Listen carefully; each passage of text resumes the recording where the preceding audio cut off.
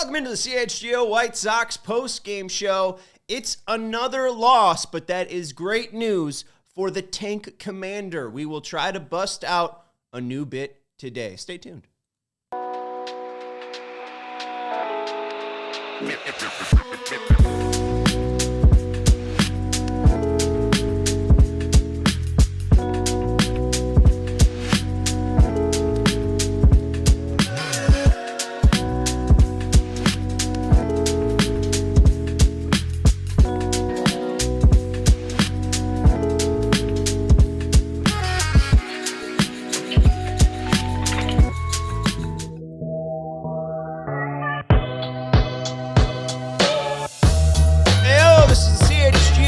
Sox post-game show presented by Bet365. Download the Bet365 app and use code CHGO365 when you sign up. Whatever the moment, it's never ordinary at Bet365. We are coming to you live from the West Loop of Chicago in Studio B of our CHGO offices at 12:45 for a post-game show. I was up at like 8:30 today. Out of my garage before 10 a.m. I looked up the OSHA Illinois number for workman's comp because I didn't know that work days could start this early. There were people here. Joey beat me here. But we're coming to you live from Studio B in the West Loop of Chicago after a White Sox loss. They lose 4-2 on Patriots Day in Boston. And it's the Boston Marathon, and the Red Sox were playing while people were running the marathon. And it's a beautiful day of sports in our society. You know, who doesn't love the great showing of athleticism in two grand different ways? You know, even it's on the anniversary of Paul Revere's run, so that takes athleticism. Riding a horse, equestrian's an Olympic sport. Joey Christopoulos is our producer. Hey, what's up, Sean? I love supporting marathons. I don't enjoy running them, nor will I ever run them. Yeah, I mean, I covered the Chicago Marathon once on the radio, and I got to sit in a little car while everyone was, you know, well, you got to drive next to people running? No, I wasn't driving. Oh. I was in the back seat. I was like in the pace car. So it was very fun to be able to like drive through Chinatown. That was the way that I would like to experience a marathon. But then I'm also having to work, and again, waking up at like 6 a.m. Really, waking up at 8:30 didn't work for me. So then waking up at like 4 a.m. really doesn't work with me. If you wake up at 4 a.m., 6 a.m., 8 a.m., I'm doing this podcast for you.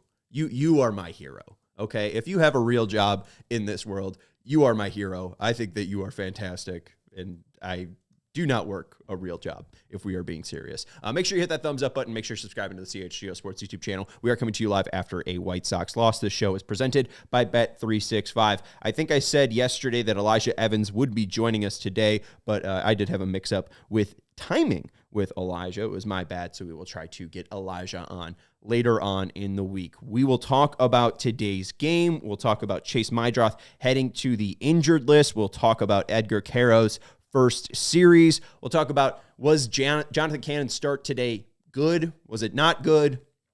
Did he do enough? Did he not do enough? We'll talk about our guy, your guy, Boston's guy, America's guy, Andrew Benintendi. We'll talk a little bit about Lenyn Sosa. I was a little bit abrupt on yesterday's post-game show, and that is kind of the hem and haw of doing a post-game show for a 126-game season is some days you just want to cut people. When a ball bounces off Lenyn Sosa's shin into right field and turns into basically a double for Rafael Devers, you want to cut him.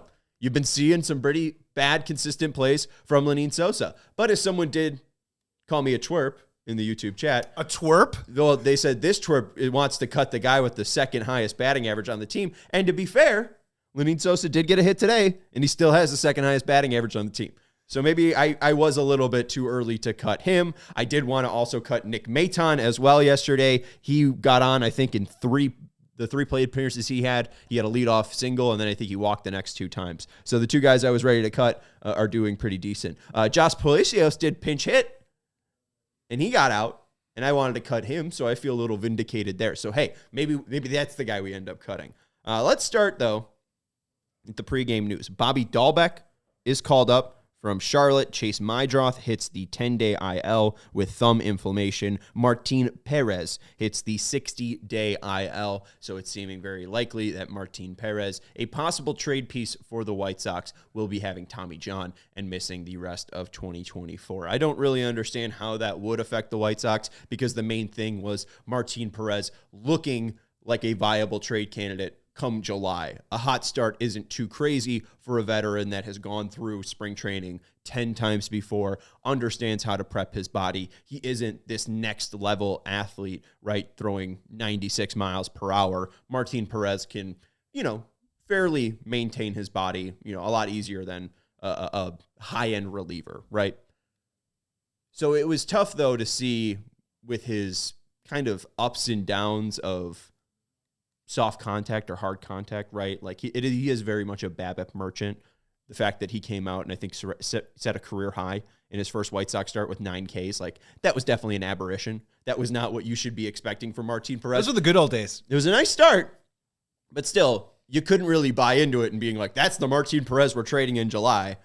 It wasn't Tommy John, though, that I thought would be the end of Martin Perez. This is kind of like a balloon, not even like deflating in a funny way and giving you a fart, This is kind of like it popping you and scaring you and just being like, oh, that wasn't fun. Why do we even have balloons, right? Helium is such a precious element, and here we are filling balloons with it. Just use air, Anyways, I think that Martin Perez's elbow blowing up is similar to a balloon blowing up. And it's disappointing for White Sox fans because it was a possible asset and it really turns into nothing at the end of the day. Martin Perez will not pitch again for the White Sox in 2025. He has, I think, a buyout, right? So he won't even be on the team in 2026 unless they want to run back the Martin Perez experiment in 2026. Maybe, but I hope we're in a better spot than that, right? I hope maybe he's our 7th starter plan. Maybe that's the guy in Charlotte we go to. If we're doing rehab going for starts, depth for starts, Martin Perez, I might be okay with that. But if we're hoping Martin Perez off of Tommy John is going to be our 5th starter, then we'll have some words for Chris Getz. So bad news for Martin Perez. Let's bring in Joey on this discussion here, mainly because I need to take a sip of water. But you asked me, were the White Sox right to play Chase Meidroth yesterday? Why don't you explain the situation? Because Meidroth was in the starting lineup, supposed to be the leadoff hitter, comes in as a defensive replacement in the 8th inning. I guess I told you to explain it, and here I am explaining it. Meidroth seemingly was out because they need to check out his thumb, but he comes in as a defensive replacement in the 8th inning and plays the 8th and 9th, even though he has inflammation. The thumb hurts enough for him to now be on the IL. Yeah, well, it's a little bit of some low-hanging fruit in terms of a segment, but obviously when you see a young player like Chase Meidroth, who I think White Sox fans, he's the number one guy that we're probably watching in the lineup right now, has thumb inflammation, is out of the lineup, and then comes in midstream into a game and then ends up on the IL the next day. I just asked you, something or nothing, him coming in. Because when I hear inflammation, usually that means the inflammation will not go down unless you rest the inflammation. Well, the whole thing that I threw out there yesterday was A, Chase Meidroth is a gamer. I guess B, Chase Meidroth has TWTW, the will to win. I love that yesterday, by the way. Just wants to win at all costs, even if his thumb is inflamed. The hero. Could you imagine if my thumb was inflamed? I'm off for a week. You kidding me? And the one talk about it on pregame was that he's been dealing with this inflammation since spring training, since Charlotte, since he's been called up, and he's been playing impressive baseball. So I think it really must have had to hurt where he comes in on Sunday and says, hey, Will Venable, I'm having an issue. This seems like the guy that would absolutely play through anything, and it really must be bugging him to ask Will Venable for the day off after he finally got called up. Because, again, he's saying, I'm still available if you need me, and you see him playing defense in the 8th and 9th inning. I actually don't hate it. I think the issue, or I thought what the issue was with Chase was mainly hitting. I thought that his thumb was going to be mostly bothered when he was hitting the ball. So him only coming in for a defensive substitution in the 8th and 9th doesn't really bother me. If I know anything, he's a right-handed thrower. This would be my right hand. His left hand holds the glove, and he caught a ball yesterday with his left hand, right? And his right thumb is inflamed. So how much did he actually use his right thumb yesterday? Not much at all.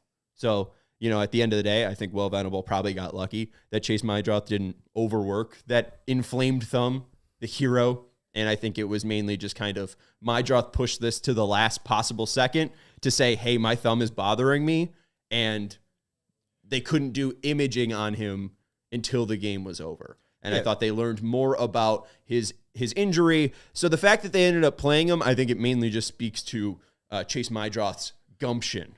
Which I completely appreciate, but this is a long season, and we have to do some big picture play, especially with a guy like Chase Meidroth. It's a thumb. So that's what I'm saying. Just It's back an off of it. inflamed thumb. Back off with it for 10 days. Take some Advil. Instead of TWTW today, it's a little bit of a CHNT. Can't have nice things. Back to you. Wait, what are you trying to say? Well, we can't have nice things. We get Meidroth. He comes up, he plays well, he ends up on the IL right away. Right, but what have we learned about Chase Meidroth? One, he gets on base, and two, he's a tenacious gamer. That's what I've learned about Chase Meidroth. There's the other story that John Schriffen told was he was supposed to be in the lineup in spring training, and the day that he got called down and sent down to Charlotte, he had the option to either just not play and deal with the news that he wasn't going to make the opening day roster or play in the spring training game. He played in the spring training game, and that earned him a lot of respect in the locker room.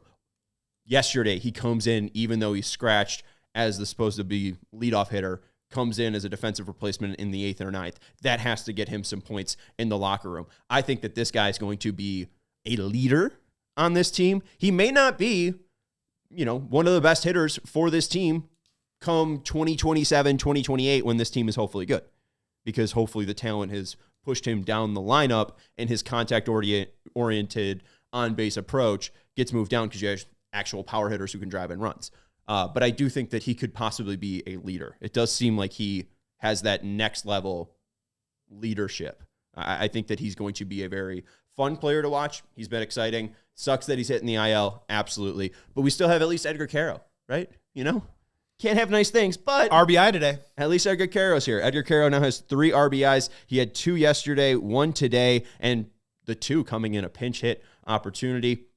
He's now caught in 4 of the 5 games. Was supposed to have yesterday off, but then obviously came in in pinch hit opportunities, got on base in the 2 plate appearances he had. He was okay today. Nothing really stuck out from Quero. The one thing that obviously is sticking out. Obviously he had the RBI, but it was a ground out. So at least you put the ball in play, and you put the ball in play. The slider for Buehler inside on the lefties was a little bit of a jam shot today. And he got jammed a couple of times. It allowed Maytown to score. So the first at bat, good job, Quero. Nothing else really stuck out from Quero's performance today. But through the first 5 games, 267 average, 313 on base percentage, 400 slugging percentage. Through the first 5 games, is it jaw dropping, OMG? Let's start buying the Quero 7 jerseys before they sell out. No. What? I need to return them? No. But it's exactly, you wanted to see a good showing. He came up in a huge situation yesterday to drive in that run and to help the White Sox get their first road win. I think there is a ton to take from his first 5 games to be like, all right, this kid will probably sustain for the rest of the year. I don't think that this is going to be a player that has such a fall off that you're wondering, did they call him up too early? I think he's going to be able to tread water decently. I think if this is what he did in his first 5 games, the floor is fairly high. I wonder what the ceiling is for Quero. It seems like he does have a contact-oriented approach. If he's a decent defender to behind that plate, I don't care. That's great. You got a catcher who can get on. It's currently at 400, right? I just want to make sure that I'm speaking correctly. No, 300. But if he is able to raise that average a little bit or get walk a little bit more, I mean, he's got an on-base percentage or OPS above 700. So we'll take that. As a catcher who plays all right defense, that's exactly where you want him to be. You think he'll be even a little bit better than that. The power really isn't there. I haven't really seen him drive balls yet.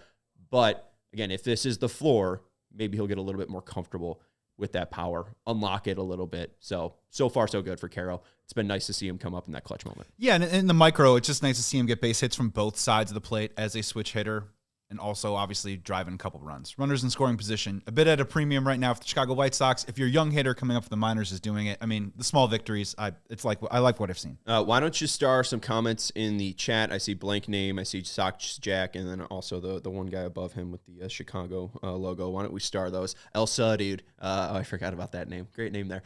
We'll get to all of your comments in a second. If you have any thoughts about the White Sox or Edgar Quero, hit us up in the comments below. We have to take a break here on the CHGO White Sox podcast. We are presented by our friends over at Bet365. Bet365 is now live in Illinois. Whatever the moment, it's never ordinary at Bet365. New customers now get $150 in bonus bets when you bet $5. Win or lose, sign up, use our code CHGO365, deposit $10, and place a bet of $5 to get $150 in bonus bets if your bet wins or loses. The best idea was probably to sign up this morning, and then that way you could just place a bet on the Red Sox-White Sox game, and once it's finished, by 1 p.m., you have bonus bets for the NBA slate tonight or the NHL slate tonight. You got NHL playoffs going on. You got NBA playoffs going on. You got the MLB regular season going on. You have probably one of the better times to be a bettor.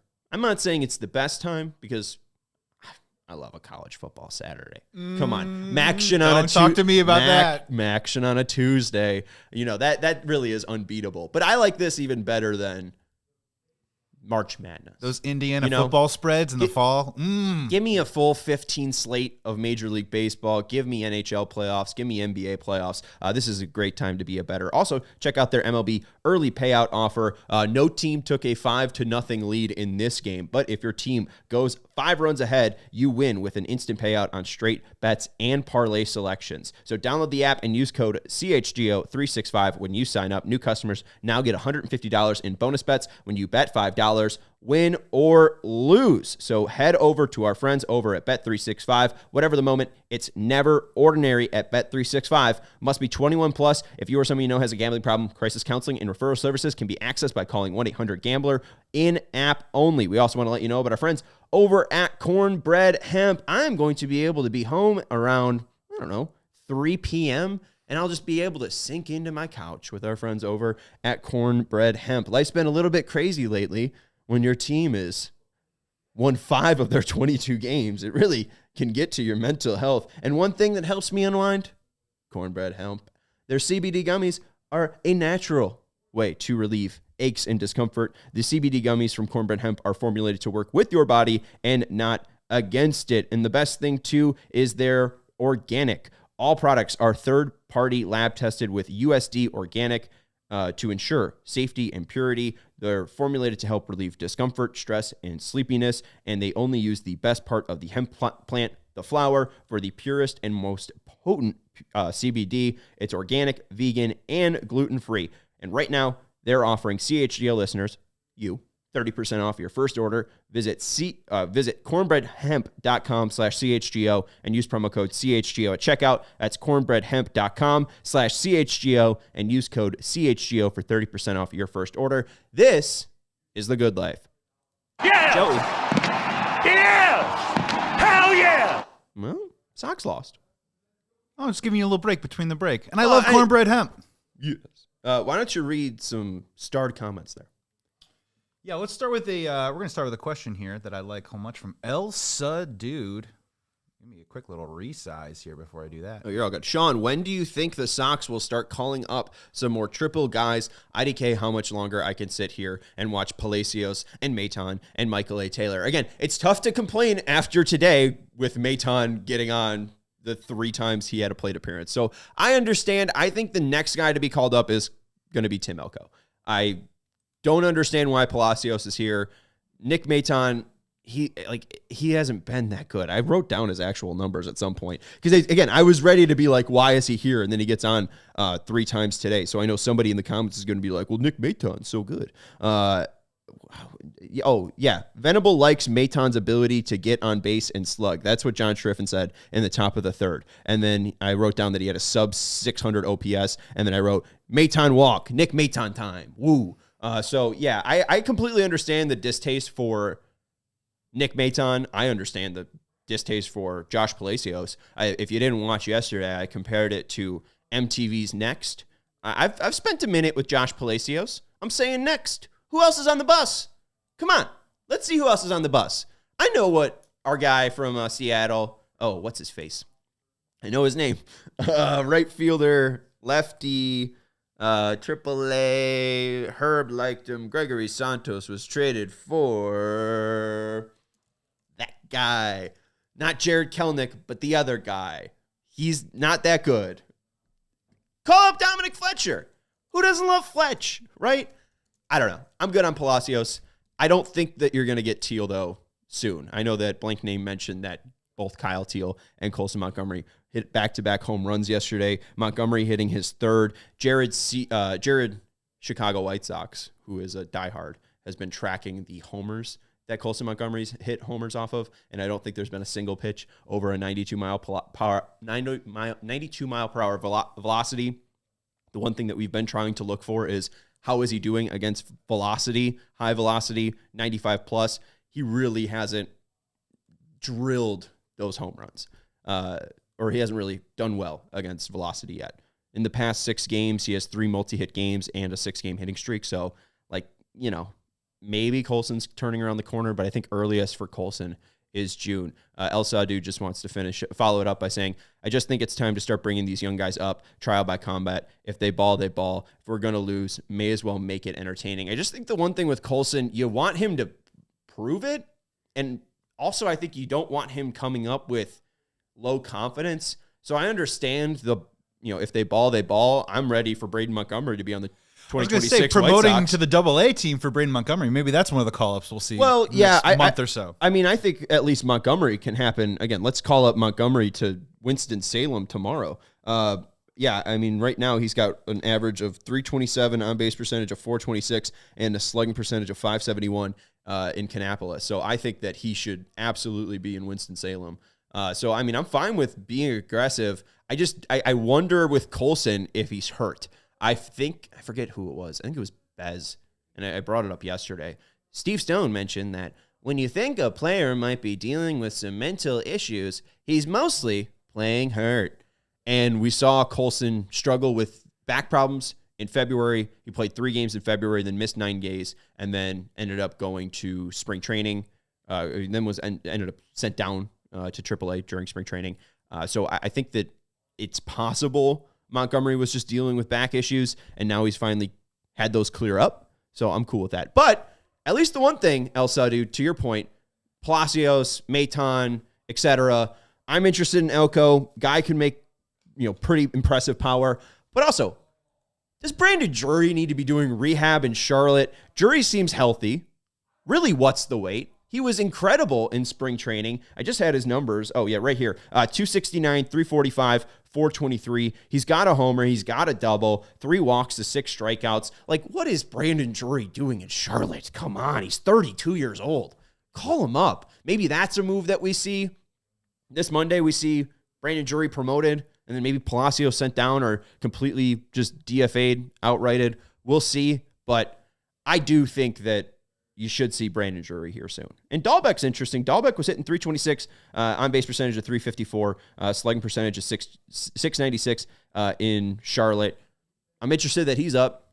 We'll see what Bobby Dahlbeck can bring. It's just another right-handed bat. And I think that's the one thing that we do struggle with is having lefties with power. That's why you're seeing Palacios. That's why you're seeing Maton. They like Maton's ability to, or Maton's swing decisions, really.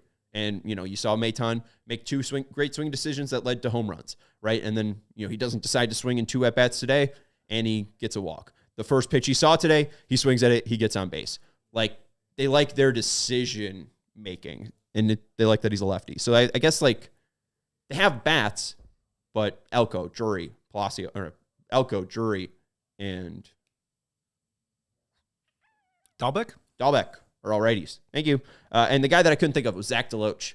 Everybody clap for Zach DeLoach. All right. Yeah. All right, you guys remember Zach DeLoach, huh? That's great. Alex saying over-under on the number of games the Sox will win before we get a new pope.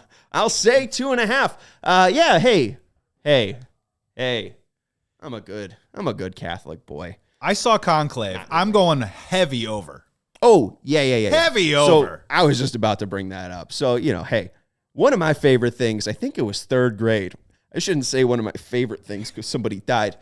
Pope John Paul II dies when I'm in 3rd grade. And you know what we got to watch? Shout out Miss McGovern. Her son was a camera operator for NBC5. He might still be. But shout out to Miss McGovern. She was the GOAT. She's probably still alive. She's still the GOAT. She not only let us watch the 2005 White Sox parade. Can I get a yes, Points. yes, hell yes from Hawk? Come on. Let's get that drop from Miss McGovern. Yeah! Miss McGovern. Hell yeah!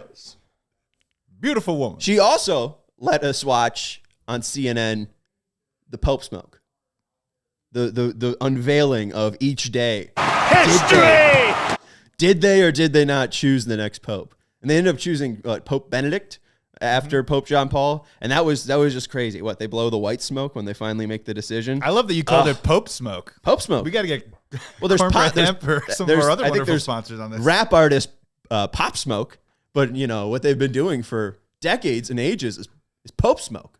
All right, so I will say Sox get the over on 2.5 wins because I think that they could take 2 or 3 from Minnesota, and I think they can win 1 against Sacramento. They got their next 6 games on the road: 3 against Minnesota, 3 against Sacramento. I think they could go 2 or 3. I think they can win 2 or 3 against Minnesota, and I think they can win 1 against Sacramento. So I will take the over, Alec, my guy. Christian Bernardo says, is it too early to give up on Miguel Vargas? We were supposed to have Elijah Evans on, and I divided all my categories in from MLB, AAA, AA, Advanced A, Single A, and we wrote right here, Sosa/Vargas, are they good?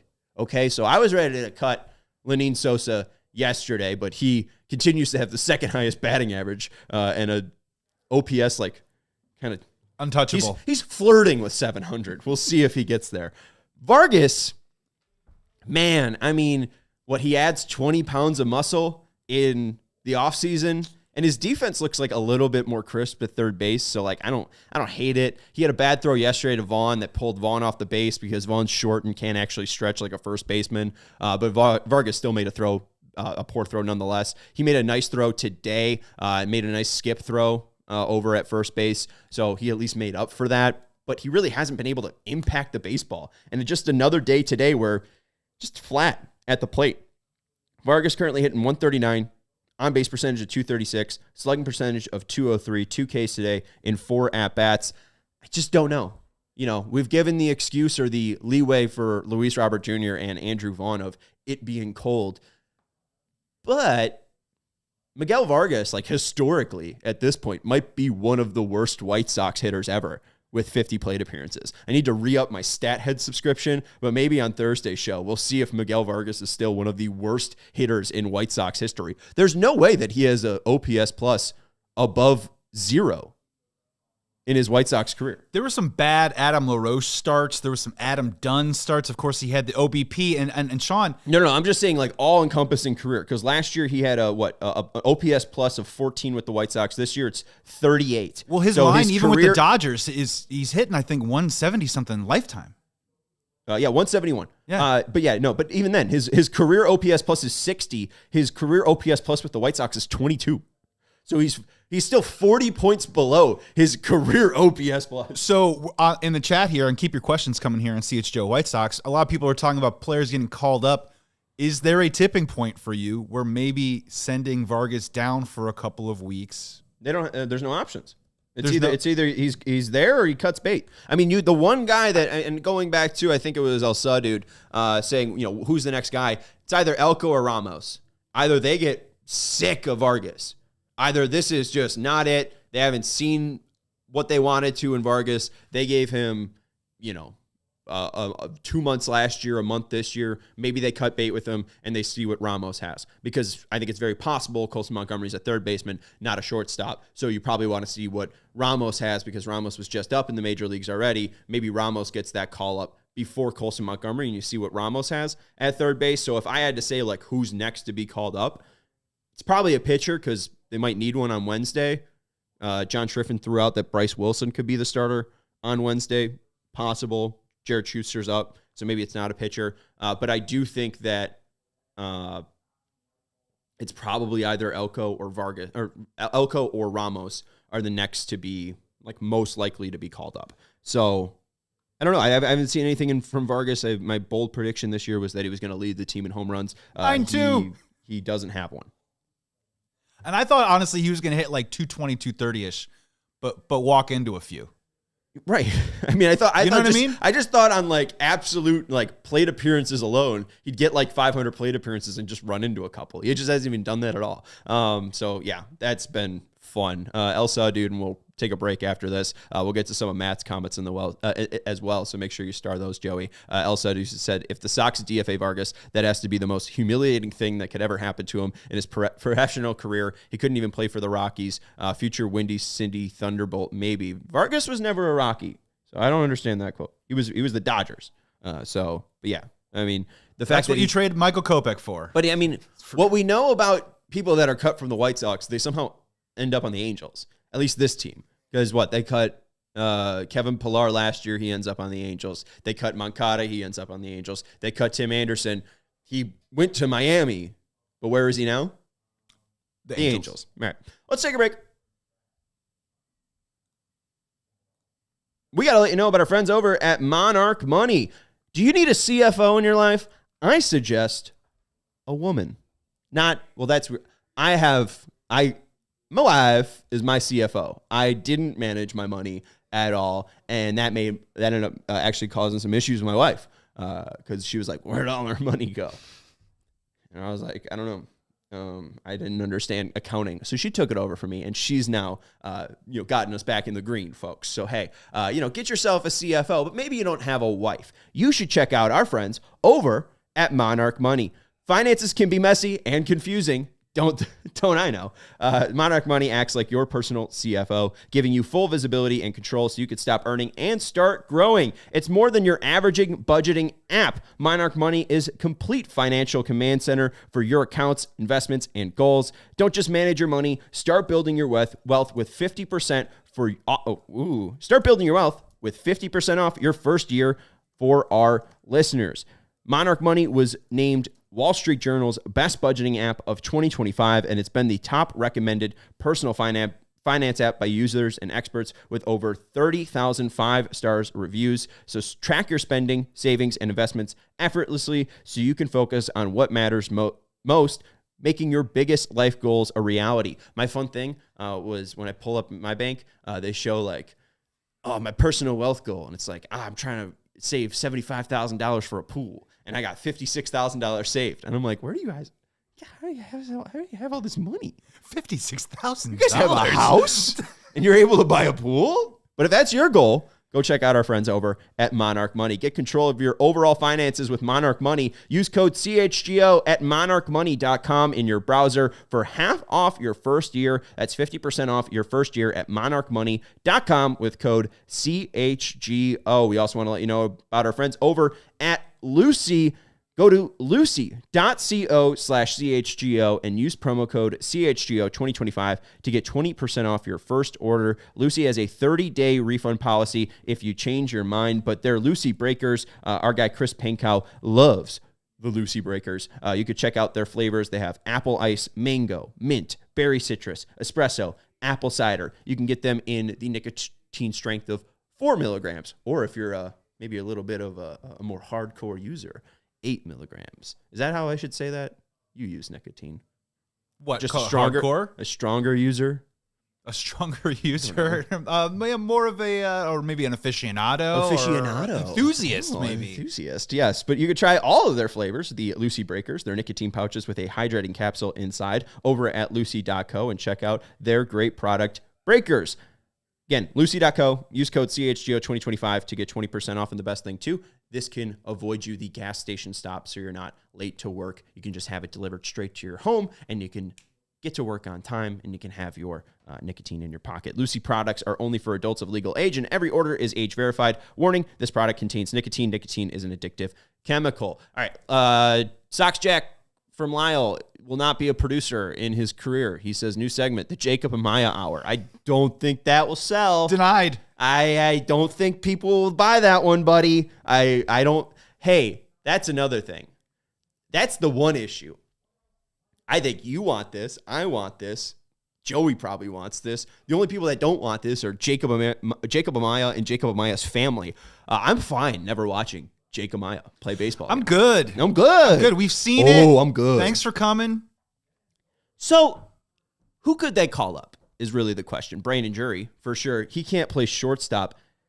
I want them to get maybe a little bit radical with it, and I was going to bring this up to our guy Elijah Evans. One of these guys is 20, one of these guys is 24. I don't know if it's really possible right now because one of them is like kind of a second baseman, not even a shortstop. Meidroth has been playing shortstop, and you do have Baldwin who ended up playing shortstop today. But William Bergoya in AA, Riku Nishida in AA. I don't understand how Nishida's not in Fangraphs top 40 Sox. I mean, they have Greg Jones in there before my guy Riku. Riku hitting .303, on-base percentage of .425, slugging percentage of .394. I mean, just everywhere he goes, he hits. He's got 8 walks to 10 strikeouts. He's got 8 stolen bases and none caught stealing. Like, just see if he could do it at the major league level. And hey, that's a lefty. Do we need to watch Nick Maton or can we see Riku Nishida play? I'm interested in him. I know he doesn't have this great frame, but this was a guy that I'm doing the real baseball thing. I'm doing the real sports podcast. This is a guy right here. Right here. This is guy. A guy. Here's what he's going to bring to the table. The one thing that always stuck out in the scouting reports was that when he played summer ball, he was using a wood bat like a freak. I think he used a metal bat in college because why would you not? But in summer ball, I believe he was somebody that used a wood bat. And, it's nothing super crazy. The first summer league that he played in, he dominated 307, 510, 437. The Cape Cod is a little bit more advanced. He did that in 2022, but in 142 plate appearances, 291, 390 on base percentage, 316 slug. The slug isn't there, but he gets on base. And when he gets on base, he knows how to get to the next base. Like, he's just a very, very smart base runner. I don't really know the defensive capabilities of him, but he plays second. He's played the outfield. I think he's got that Brooks Baldwin thing where you can just kind of ask him to play anywhere, and he'll be like, great coach, love to play baseball. And he'll just go out there. Like, Brooks Baldwin seems like the same damn thing. They got like that little leaguer spirit to them. Like, I'm just happy to play baseball. Let's get on base and score some runs. Chase Meidroth has that same thing as well. But Bergoya, 317 average, 404 on base, 415 slug. He is 20, so it would be very, very aggressive. But also, maybe, I think he's better than Jake Amaya. So Danny Mendick around? I don't think he's in the White Sox organization, but he's probably somewhere. Interesting from Sox Jack. We're not going to do the Jacob Amaya hour. Appreciate Matt in the chat saying, love your content, that it's always good. Hey, appreciate that. Agreed. Can you explain why Benintendi has become such a better hitter than Robert the last 10 months or so? The one thing that Benintendi has been able to do is tap into his pull side power. We really haven't seen Robert make enough contact. The issue with Robert compared to Benintendi is Robert's not making enough contact. And even then, I'm talking, I think just last week, what Robert needs to do is my MLB The Show strategy, put the controller down and not swing at the first pitch. And the first 7 pitches today he doesn't swing at. And then he swings at the next 2 pitches that are sliders low and away, completely out of the zone, and he ends up with 2 Ks. So I feel like he's trying to figure it out, Robert. We talked yesterday, his walk rate was around 13%, which is a career high. His K rate, even though it's still high and he strikes out twice today, it's still below last year's, which was 30%. So I think that Robert could get around, but the one thing that Benintendi has been able to do is tap into his pull side power. I was going to bash him a little bit because he was 1 for 14 coming into today in this series. The one hit, though, was a home run. And then he, I think, hit a single in the top of the first. Yeah, a little bit of a gapper, and then pulled yanked one down the Fenway line. Yeah, and then in the 8th inning, just absurd. He hits a home run, his, I think, 4th of the year for Andrew Benintendi. It was the 6th home run by a left-hander off of Aroldis Chapman. Aroldis Chapman's been pitching since 2011. That's the 6th home run that left-hander has allowed. Maybe it's just because you don't want any lefties facing Aroldis Chapman at all, so he just doesn't see enough. But Benintendi, one of the 6 players to hit a home run off of Aroldis Chapman, and it wasn't a gimme. It was a 100-mile-per-hour fastball, and he just toasted it. I hope that it's now Andrew Bailey, right, is the GM of the Red Sox. I hope Andrew Bailey saw the 7 games or I don't even think he played 7 games, but I just hope that Andrew Bailey became a huge fan of Andrew Benintendi so that he could trade for Andrew Benintendi later on the year. Listen to Striffen call. He loves hitting in this park. He likes it here. The thing about Robert that kind of drives me nuts is he is one of the most talented hitters I've ever watched that I, for the life of me, can't figure out. Does he ever really have a plan from sequence to sequence, from at bat to at bat? Because in the beginning, it seemed like he was just kind of feasting off the talent. He can get around on a fastball. He can figure it out pretty fast. But again, yeah, as you said, took every single pitch in the first at bat, came up again. Maybe you think he maybe be a little bit more aggressive. No, sat back and waited, and then those sliders got him. Yeah, and I'm trying to find the second at bat that he had. Oh, yeah, a third inning, swung at 2 pitches. I mean, I don't know. I mean, the one thing that I mentioned, and then Bruce Levine brought it up on Inside the Clubhouse on Saturday, that he thought on Friday Robert was benched by Will Venable for his indifference in Thursday's game. I don't know if that's the case. I think Robert does kind of tap out a little bit when the team is losing. What we tallied up that he's now had 136 losses in the past 2 years. So, tough. I mean, I think it's just brutal to get through. But I don't know. He tried to make that diving play in the 7th inning. It just went right under his glove. And then you see Duran later on a Luis Robert pop-up just completely lose the ball in the sun. So the fact that Robert was making a diving, sliding play and missed by an inch, you can kind of bail him out because I think that sun was really brutal in Boston early in the day. But yeah, I think really the thing is just that, Robert's really boom or bust.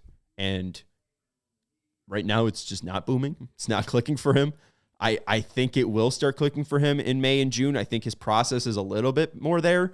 It's showing in the walk rate, but I don't know. I mean, and to be fair, he was really, really terrible. He hit some balls hard in this series, right? And it's just, it is a little frustrating just today that obviously they had runners on.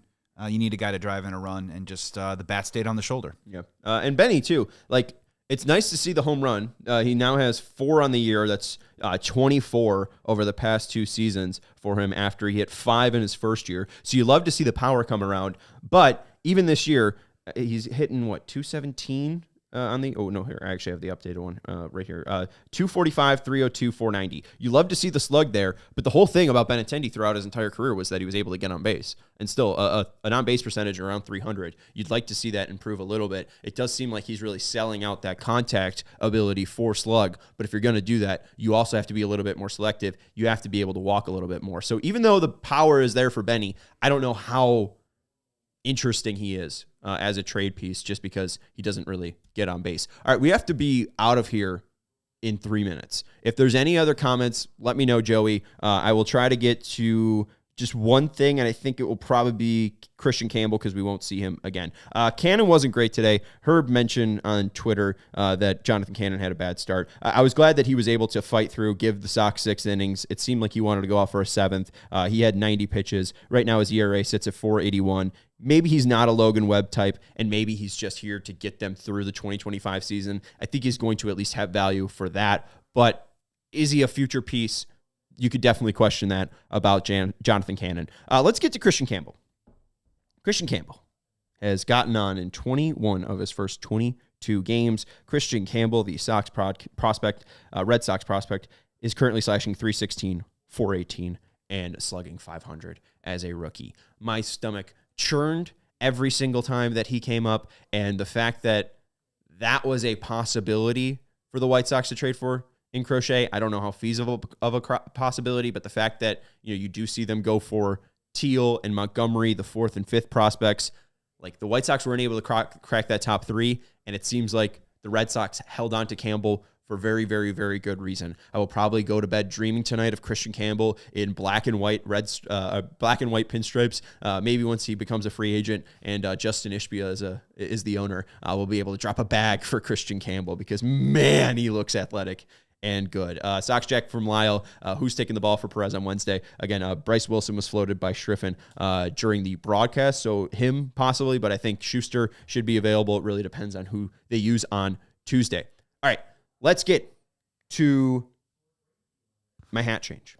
We have 33 people watching. Costume change. 17 likes. Hit that thumbs up button. We are now unveiling a brand new segment. Joey, play the tank.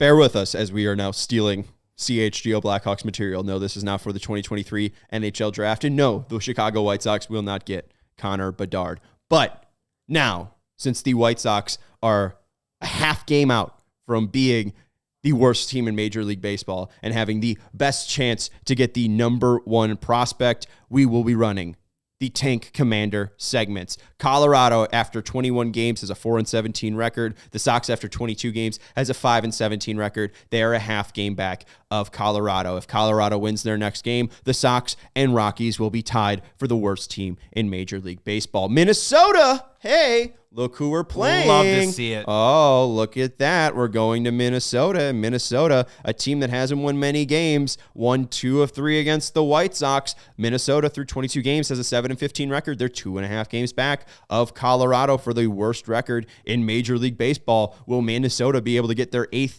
and 9th win this weekend and extend their distance between the second worst team in Major League Baseball? Interesting storyline to follow. Pittsburgh, 23 games, 8-15. They're 3 games back. And Atlanta, of all teams, I don't think that should be, I don't think that'll be right come the end of the year. I think when we're doing these Tank Commander segments in August, Atlanta won't be there. But after 21 games, 8-13, 4 games back. We will run one Tankathon simulation. My goal is for every 20 likes, we will do a Tankathon sim. I did not broadcast this earlier, so the fact that we're at 18, good enough. So if we get to 40 likes on an episode, we will do 2 spins of the Tankathon. If we get to 60, somehow we'll do 3 spins. Today we're doing 1. You get 1. Joey's going to try this out, and he's going to try to spin this up. And Matt Keating is bringing up a good point as well. Rockies can't move up in the draft, thank God. So Joey, why don't you share this screen? And why don't we swim the tank? Because, again, as Matt mentions, Rockies can't move up. They're locked in at 10th, very similar to the White Sox situation last year where they were a terrible team, but still had their best pick was at 10. And that's why in 2025, they won't be picking in the top 10. They'll be picking at 10 in the 2025 draft. But this year, they have the best odds to get the number 1 overall pick. They have a 22.09% chance to get the number 1 overall pick. Minnesota also has the same odds there. Pittsburgh, 17.74%. Atlanta, 13.39%. Kansas City, 10.04%. And then it drops off there. Tampa Bay at 5%. Miami at 2%. Baltimore and Athletics at 1.5-ish%. And then Houston still has a chance. They're the 13th worst team. Cincinnati has a chance as well to get the number 1 pick. And somehow Boston, Milwaukee, and Arizona playoff teams have a chance because the Angels cannot get it, the Cardinals cannot get it, Nationals cannot get it, and Rockies cannot get it. So, Joey, sim that lottery. Will the White Sox, in our fake Tankathon, get the number 1 pick? No. Milwaukee moves up 16 spots. Come on. What a start. With 0.48 chances. And Minnesota's ahead of us, too. Get the number 1 pick. Minnesota stays at 2, and the White Sox fall to 3. Boo Tankathon. Your website's trash. I hate you. You're biased, and we'll run this tomorrow, or I guess Thursday. That one hit the camera. I hate you. Goodbye. I'll see you on Thursday. Love you. Hit the thumbs up button. Subscribe. We will see you on Thursday.